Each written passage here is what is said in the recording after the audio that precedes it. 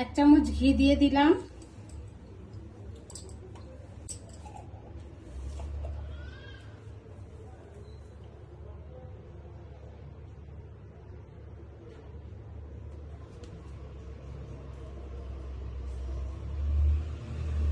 বানাতে আগে আমি মাছটা ভালো করে ধুয়ে নুন হলুদ মেখে রেখেছি, তারপরে দিয়ে দিলাম 1 চামচ ঘি।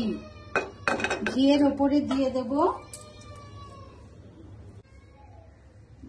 2 পলা সাদা তেল। মাছটা দিয়ে দিলাম। খুব একটা বেশি ভাজবো না, হালকা করেই ভেজে নেব। দই রুই বানাতে গেলে হালকা ভাজতে হবে মাছটা হালকা করে ভেজে নেব।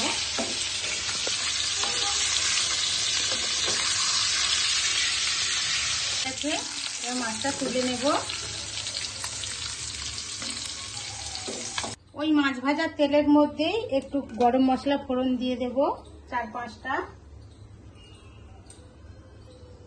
তারপরে একটা বড় সাইজের পেঁয়াজ কুচিয়ে নিয়েছি, এইভাবে কুচনো পেঁয়াজটা দিয়ে দিলাম।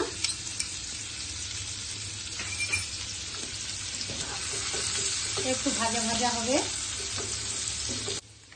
পেঁয়াজটা হালকা করে ভেজে নিয়েছি। এবার 3টে কাঁচা লঙ্কা চিড়ে নিয়েছি, সেটা দিয়ে দিলাম। একটু আদা কুচনো দিলাম।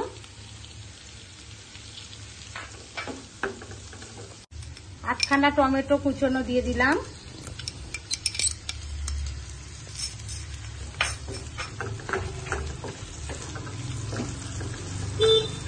1 চামচ 2 চামচ চিনি দিয়ে দিলাম।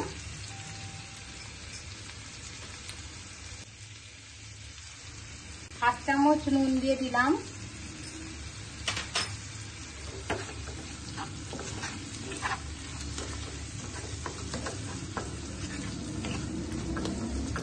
মাছগুলো দিয়ে দেব। খুব একটা মশলাটা ভাজা হবে না, মাছগুলো সাজিয়ে দিয়ে দেব।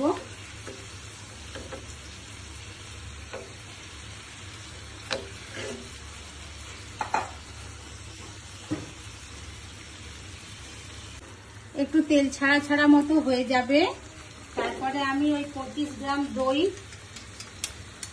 ফেটিয়ে নিয়ে এর মধ্যে মিশিয়ে দেব।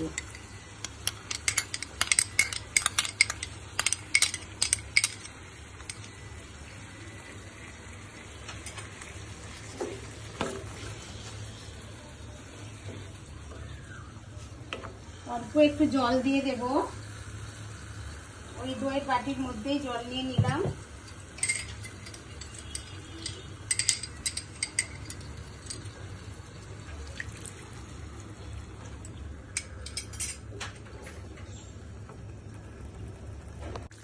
হাফ চামচ ঘি দিয়ে দিলাম।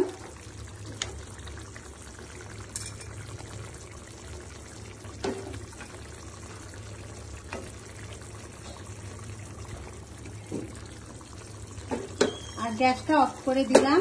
দিয়ে একটু ধনে পাতা দিয়ে দেব।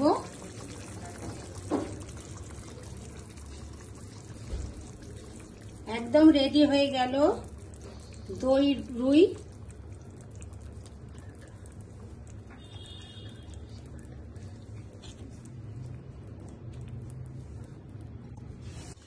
পাঁচ মিনিট ঢেকে দিলাম।